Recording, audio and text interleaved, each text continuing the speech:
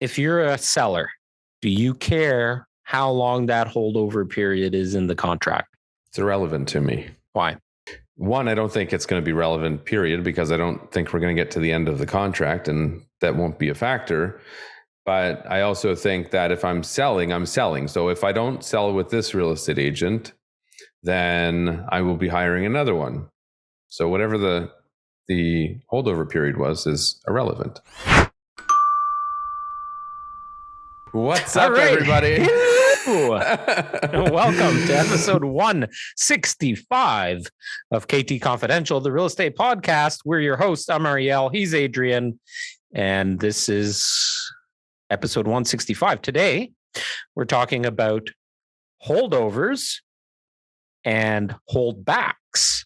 Holdover clause. What does it mean? Holdback, conditions, things of that nature that fall within them. And for those of you who are listening, who are tuning in specifically because last week we mentioned that this week the topic would be holdover and holdbacks. It was actually just supposed to be holdovers, that component of the listing agreement. I messed up at the end of the podcast. I wasn't going to point any fingers. But if you want to take the blame, that's fine. I'm taking one for the team here. Right. Yeah, at the end of episode 164, when I was wrapping it up, I said we'd be talking about holdbacks. Which is also an important element to the real estate transaction. It is. And actually, if there are two terms in real estate that could get misinterpreted for each other, they are probably it. Right. That's right. I think I look better with my new camera. You do. And the lighting is good, and there's less reflection. So it's about time. I've been, for those of you that know me, I like to upgrade my phone and my laptop, like everything basically that I use that's electronic, except for my TVs. My TVs tend to stay around for a while, but everything else gets upgraded on a regular basis. I don't know what you would consider actually regular now. Like, how often does the average person upgrade their phone? For me, it's every 2 years. Yeah, that's a good transition period, I think. I mean, just on the TV note, the reason these are all work-related, tax deductible. They hold and they retain their value quite well. Apple products too. Products too. You're taking quite the hit if you do it that often. Although technology changes just as quick. And if you think about TVs as an example, the picture quality gets better, and maybe there are some features that are new or improved or whatever, but the basics of turning on the TV and watching a show or a movie in a pretty good quality, like a TV 5 years ago, that was a top of the line TV, would now be considered, a bottom of the line TV. For sure. Well, I still have my very first flat screen, which is not by today's standards a flat screen, but it's flat enough. At today's standards, it's like an old tube TV. A tube TV. So I bought it when I lived in my parents' house in Mississauga. It must have been a couple years before I moved to Oakville. So when did I move to Oakville? 2008? Something like that. So 2005, 2006, somewhere in there. So it's not far off from being a 20-year-old TV in a couple more years. And we use it daily. It's in our bedroom, although I was against having one in the room, but it was a good spot for it. So. Oh, you do have a TV in your bedroom now. Yeah, I think it happened in the last house. Alicia was sick and she wanted a TV. She was in bed, so I put it in there. And actually, that's a good poll question. So for those of you listening, watching, leave a comment.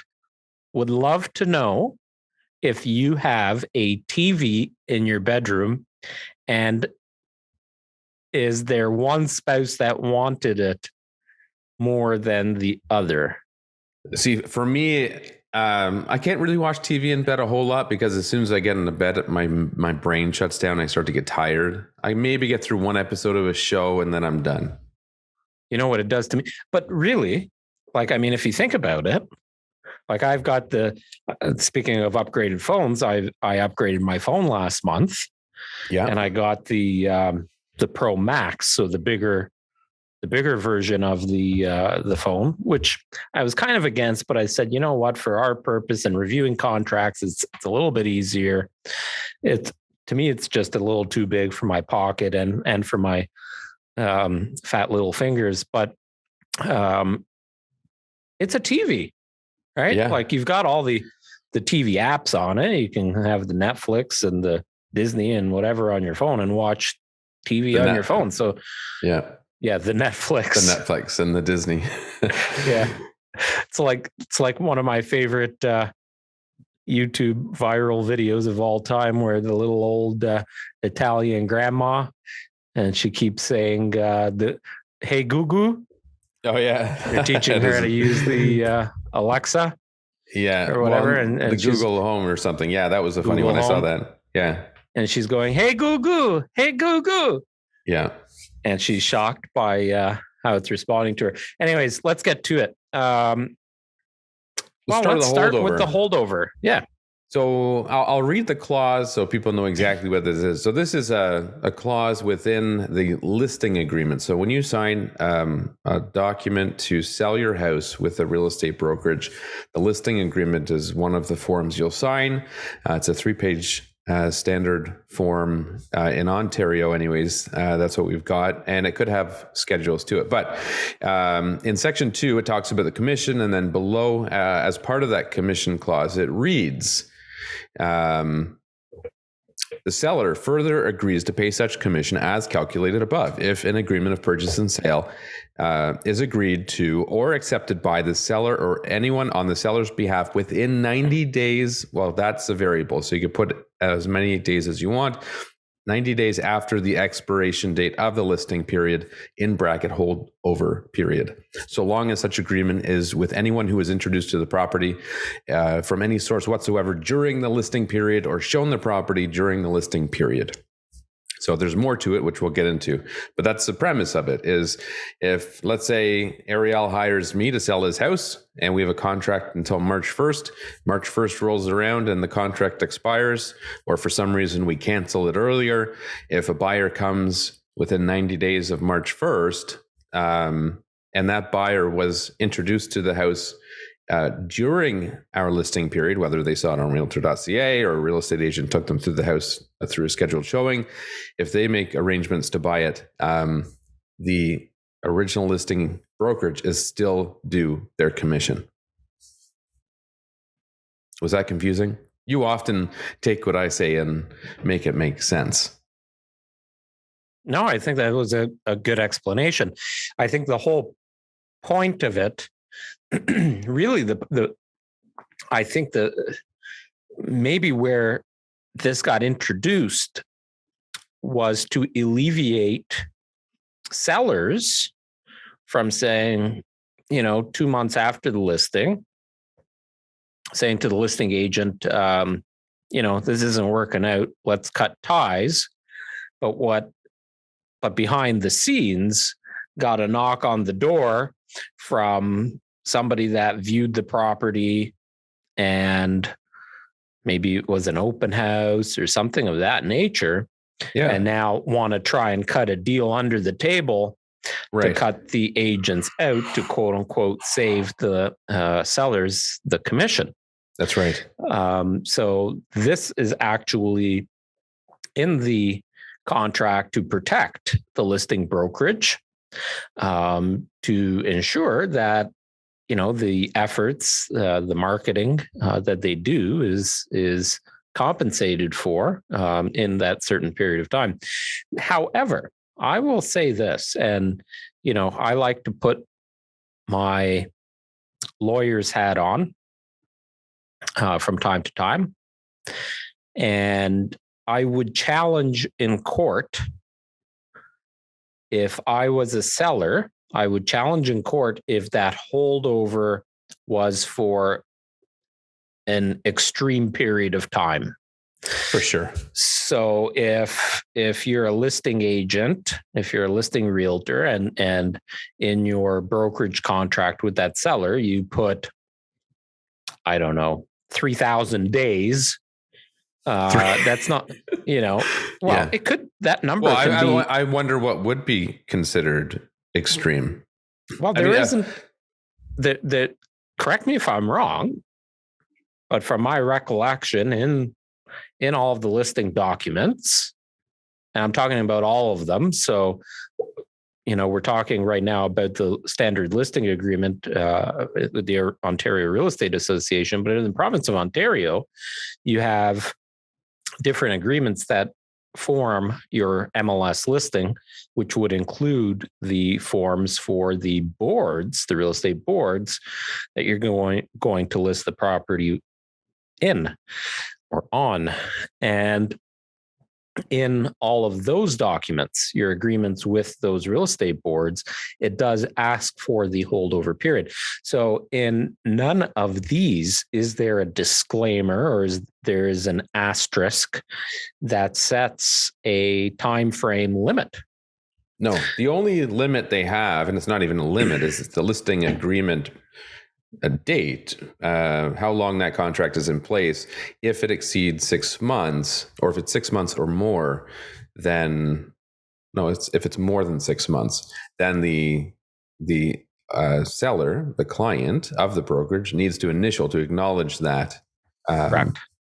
But no such thing exists for the holdover period. So theoretically, if I know, like as a realtor, and I don't know if this has happened, I'm sure it has crossed some realtors' minds.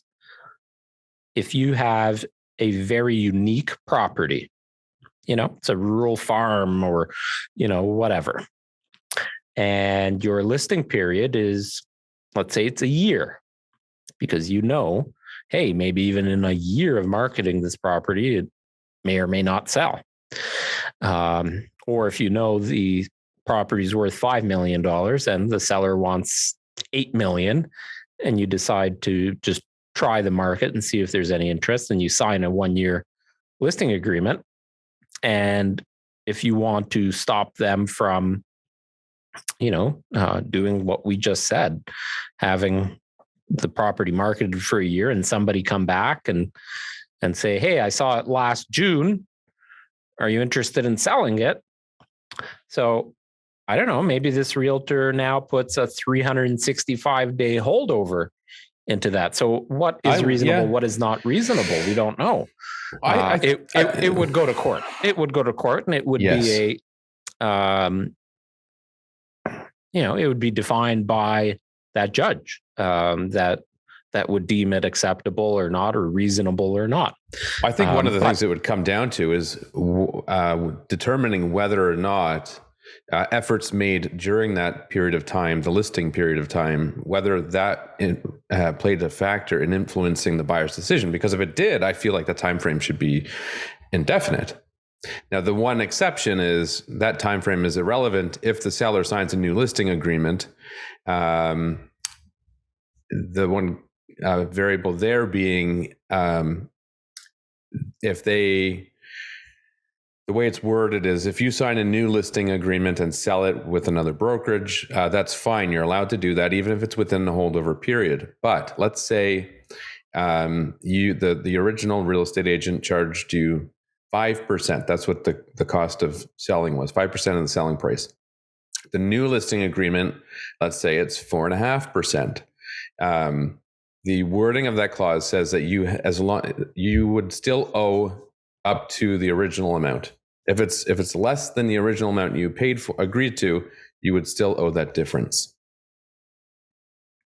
If it was still within that holdover period. Correct. Yeah. But if the original contract was 5% and the new contract's 5%, then that's fine. You owe nothing. Now, let's face it, certainly in the GTA, in the Toronto area, the chances of a holdover clause being relevant in a transaction these days it's rare, but you were involved in a situation that's probably something you might still be actively working on. That's actually a good point. That's actually a good point, because Okay, so I'll give the example. My client called me up it was actually on Christmas Eve, and said, hey, that property we saw earlier this year, did it end up selling, or what happened to it?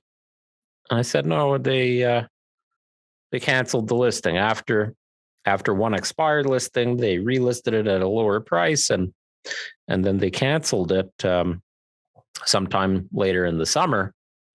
And he said, well, can you do some digging and see if they're interested?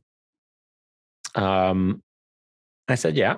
So I pulled up the original MLS listing and the subsequent listings, and the most recent listing was canceled back in, I think it was May, and it had a holdover of 90 days, 3 months, which is reasonable. So now, would the holdover be applicable from the new cancellation date or the original listing agreement date? The holdover would be applicable from the cancellation date. Okay. It doesn't make sense if it was applicable from the listing date. No, you're right. Continue. So, and actually in this case, the cancellation date and the expiry date, if you added 90 days to either of those, you were beyond it was several months ago. Right. Yeah, beyond that. But, and I called you on it to pick your brain, as a common courtesy. Professional courtesy, I would call it. I would call it a professional courtesy. You are absolutely correct. And good karma. Yes. I called the listing agent and said, here's what's up. I could have easily driven over to the house, knocked on the door, presented them with our marketing materials or not, doesn't matter, but tell them I introduced my buyer to your property back in March. They are interested in purchasing your property. Let's cut a deal and I'll save you some bread. Yeah. And this is a luxury home. And, you cut one side of the equation out, it could save the seller quite a bit of money, quote unquote, save, if they don't want representation. If they were smart, they would say, I want my realtor representing me in this transaction. But anyways, I common professional courtesy, picked up the phone, talked to that realtor, and the realtor said, actually, I spoke to them a few weeks ago. We're going to be relisting the property sometime in the springtime. So, and then the rest of the story is a little bit irrelevant to this, but I could have gone and tried to cut a deal and cut them out of the deal, and they would have no repercussion and no compensation. Yeah. But, and that I always say, what comes around goes around. So as a realtor, if you were to go behind the other realtor's back and, say, approach the seller. I've done it too. I feel like that's the right thing to do. Yeah. And I've had instances where the conversation went much the same as yours did, where they were actually actively involved and communicating with the client still and had intentions of relisting it. I've also experienced the opposite, where the agent said, nope, go ahead, you can call them directly.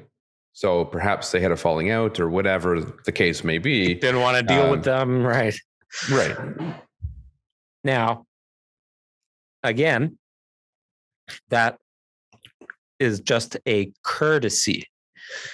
So how long, what's the unwritten rule for how long you give that courtesy to that previous listing agent? Because so now we're a few months after this listing was canceled, and I did show my buyer the property during that listing period. However, if we're now in the summer of 2023, not a chance.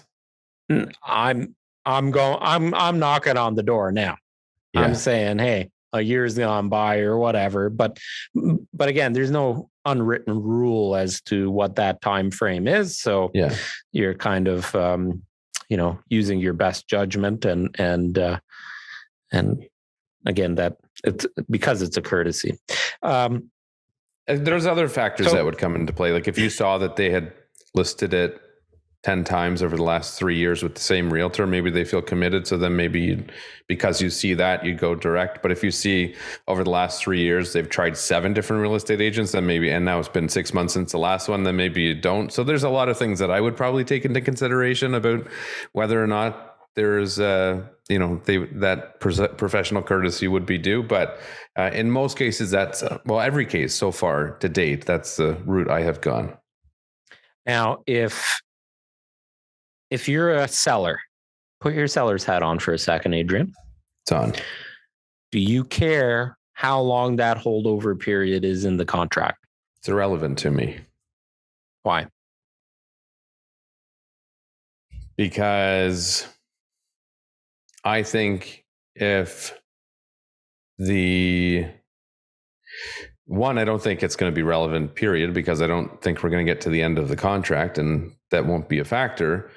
But I also think that if I'm selling, I'm selling. So if I don't sell with this real estate agent, then I will be hiring another one. So whatever the holdover period was is irrelevant. Now, and at the chance that we decided to put it on hold, and that's the reason why now all of a sudden it's off the market. We put it on hold, and I still have a good relationship with that real estate agent. I would feel like they were still due that money if the buyer was introduced that way. Now, if this was just a neighbor's friend who said, "Hey, my buddy wants to move into the neighborhood. Are you still considering to sell?" That might be different. In that case, I may say, well, this is completely different. And then I'll run with it myself perhaps. But I see it as a rare occurrence. That actually happened to me once where we had the property on the market. I can't remember which property it is or it was. We had the property on the market and something happened where the buyer the seller got a call from a colleague saying, I saw your Facebook post. They shared our photo album from our Facebook page. Right. And the colleague called the seller and said, I'd be interested in your home cutting a private deal. Right. And something happened in that transaction. I think we had a conditional deal that actually fell apart. Okay. I can't remember the story. This was years ago. This was years and years ago. and the seller was not 100% forthcoming with the truth and wanted to basically suspend or cancel the listing and put it back on the market later. Came up with some excuse, like something happened in the family or whatever. Right. And so I took a step back and to analyze kind of what's going on in the market and this and that. And I ended up getting a call from the colleague. Oh, really? So I guess the colleague was getting impatient or whatever. The colleague is the one that wanted to buy it?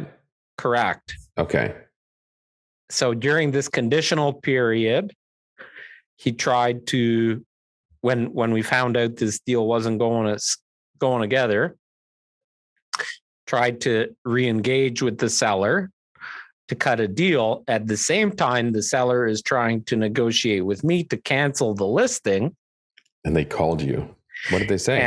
And the colleague, I don't remember, but it was along the lines of, like, he told me what was going on. That's too funny. That I've been trying to talk to my colleague about buying the house and this and that. He hasn't called me back. What's happening with that deal? So I pieced it all together and realized, hey, hang on. But those usually don't amount to anything, because this guy, after seeing the property, realized it actually isn't the right house. So it happens all the time. That happens quite often. A rental we had, the guy told me as we're listing it, my neighbor's interested. So I told him to call you. And this guy called me and he was so anxious to go see the house. He's like, I'm ready. I want to rent it. And then disappeared. Yeah. So that happens. Yeah. So there you go. Oh, now hang on a second before we move on to holdbacks, and we won't confuse the two this time. So holdover. As a realtor now, so because we do have a number of realtors that listen on a regular basis. So as a realtor, if you're sitting in front of a seller, now I guess you might be looking at a seller virtually, but however it is, if you're reviewing a listing agreement with that seller and they're going over, clause by clause in the agreement, the 3 pages, and they say, hey, what's this? Holdback. I see 90 days. Hold over. You're confusing it again. Jesus. It's because I was just talking about holdback. I see the holdover 90 days or 180 days or whatever. What is that? And you explain it. Mm-hmm. If the seller is putting up an objection that it's too long, 90 days, 180 days, 365 days, whatever it is, as a realtor, do you care? A, and B, does that set off any red flags for you? I would say it depends. There's so many variables that come into play. Like some people, in communicating with them, you just do get weird feelings. And it's like, this is probably not a deal I should be taking already. You might already feel that way. So if the guy's a bit sketch or whatever, and you're just not comfortable, then yeah, maybe that is a red flag. But at the same time, if that's not the case, or you're confident it'll sell and they're motivated to move, then it's not I wouldn't be overly concerned about it. Yeah. I mean, I don't experience that. Anyone we've worked with, I can't think of anyone really. The only time I can think of one person that was a bit questionable and it didn't work out. It's like, follow your gut. Now, in that contract, do you still have the clause there? In that contract? Yes, I have it open. Yeah. That would pertain to the brokerage, not the listing realtor. Correct. So hypothetically, in a brokerage of like ours, where there's, 80 to 100 realtors. Right. That clause is covering the listing brokerage as a whole. Then the brokerage has an agreement with individual real estate agents. I don't know. I'd have to read our contracts to see what's in there. If there's any word of holdovers or if it just blankets a property. Yeah, I don't know. I'll answer my question. Put my realtor hat on. Listing agreement. You're a seller. You're questioning me about a holdover and the length of it. I don't care. It could be 0. It could be 4 days. My standard, as I put it in the contract, it's usually 120. Why? I don't know. I always did it that way. I really don't care. Our average days on the market is, I didn't check very recently, but it's like 9. Yeah. And if for whatever reason we didn't do a good job, or we're not seeing eye to eye, and that's why the listing gets canceled, then I don't need your money. Like, go sell your house to somebody else and move on. I wouldn't want that to be done to me if I was in that position. And there are other industries where contractually you could be obligated to things like that after the fact. Yeah. Lawyers, as an example. So as a realtor, really kind of meaningless in our day-to-day activities as a team ourselves. If I was in, I don't know, pick another province in a more rural setting, maybe my answer is different. But yeah, for me, not really applicable. Okay. No. Moving on to holdbacks. Yes, not to be confused with the first half of this podcast, which was a holdover. Yes. I'll allow you to explain it. Well, it's really quite simple. A holdback it can be written a few different ways in a contract, and it can actually happen outside of that written agreement. But let's just say the times where we use it most often will be with pools. And this is a really easy explanation. There are a few different ways that you can write it within the agreement of purchase and sale. Usually it's a clause in one of the schedules. And it'll basically read along the lines of the buyer's lawyer or the seller's lawyer will hold back the sum of whatever, couple grand, until there's got to be some kind of a consequence. So what happens? So until Halton Pools and Spas inspects the pool no later than June 31st, if everything's okay, the money goes back to the seller. If there's something wrong, the expense of repairing will come out of that money. Right. Very common this time of year. People can't inspect pools, and pools are, very expensive potentially, and often a big reason why somebody buys a house. So it's a great clause to protect the buyer and a reasonable request. So most sellers, unless you're in competition, not going to sway the decision one way or the other. Right. If you're competing for this home against whatever 5 other offers, as a realtor, I'm going to counsel you and say, well, cleanest offer in this case, it's a beautiful home. It's priced well in a desirable neighborhood. It's got everything you want. You really want this home. 4 other families also want this home. In a worst case scenario, does a $2,000 to $5,000 repair for this pool or pool equipment, is that going to sway your decision on moving forward with this purchase?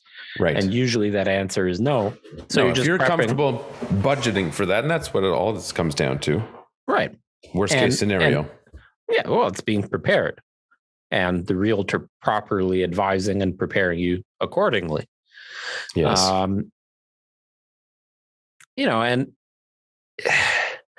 a lot of people now, like I'm seeing it more and more, people with pools, they're actually having their pool professionally closed. They're not doing it themselves. Note to sellers, if you do own a home with a pool and you think you might be selling going into the months after you're closing your pool, have it inspected by a professional pool company and give a written report about get some nice photos. And yes, we do that all the time. We send out our media team to take all kinds of footage. We've got a property going on the market in the next 60 to 90 days. So probably when the pool is still going to be closed and possibly snow on the ground. And we took drone footage, video, and some nice HDR photos of the entire exterior back in, I want to say, August. Yeah. So that's a great idea. And take photos of the equipment, like what is actually coming with the sale of the home. Is there, a solar blanket? Is there a robotic cleaner? Is there a heater? Is there a salt water tank? Like, what's there? Take pictures of it and take pictures of the serial numbers, like the serial plates on them. So you have the model number, serial number, manufacturing date, all that stuff. Good to document. Anyways, so that's usually where we use that holdback in terms of from the seller's perspective, something that's important is to make sure that, assuming this particular case as an example with the pool, being specific with the wording of the clause, and as right to your point, even specifying the company that has to do the inspection. Yes. Like if you've had a reputable you don't want local any company, vagueness. No, not at all, because then it's going to be hard to get your money back. Yes. Yeah, for sure. And, at the end of the day, those things usually don't make or break a deal unless like it isn't a competition situation like you mentioned. But do you really, as a seller or a buyer, do you really want a few $1,000 sitting in the lawyer's trust account for months and months and months, not knowing if you're going to get this money or not? Right. And maybe on a $2 million purchase, it's, a smaller percentage of the purchase price. But if you're talking about a $400,000 or $500,000 home, and that holdback can be for different things, not just a pool, well, something to think about.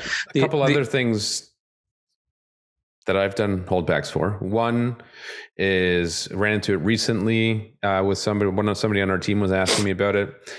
For houses that have not yet been assessed for property taxes. So taxes are still due. So my first house, I think, was almost 2 years with no property taxes paid because they hadn't assessed the property yet. So if the seller is selling the house during that period, the lawyers will usually have a holdback for money to cover the taxes that the seller is still due.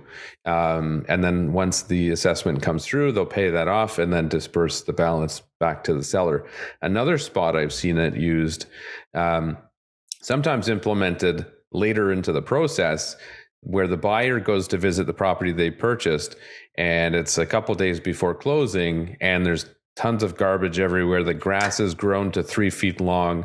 And that's what I was going to talk about next. Yeah, we'll go on. Because that's outside of the contract.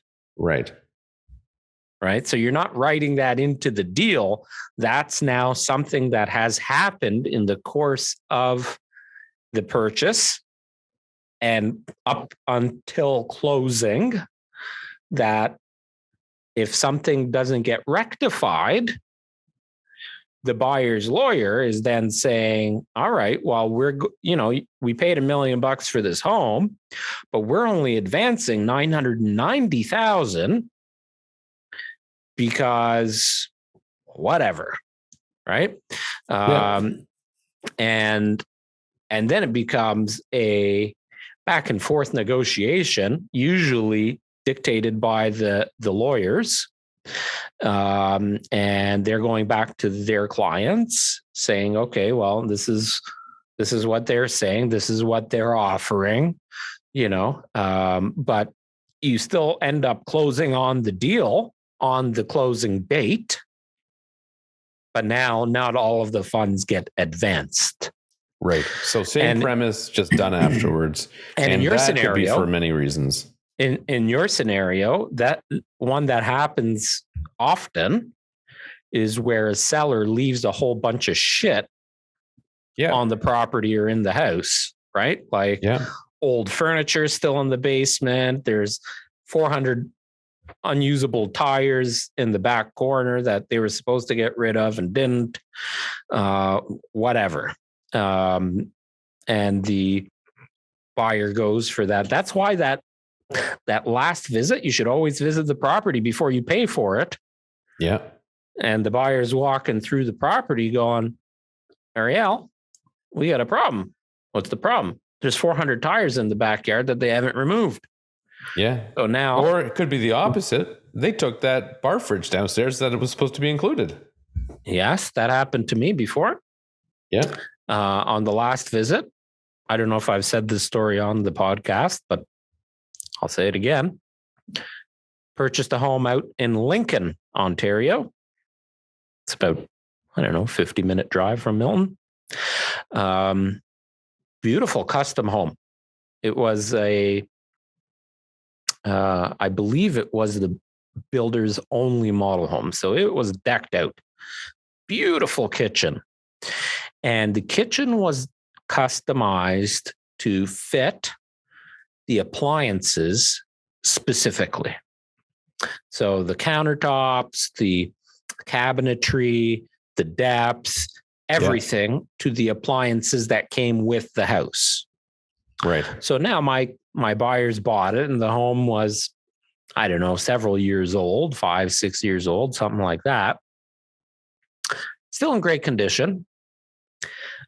We show up for the final visit, which was a day or two before closing.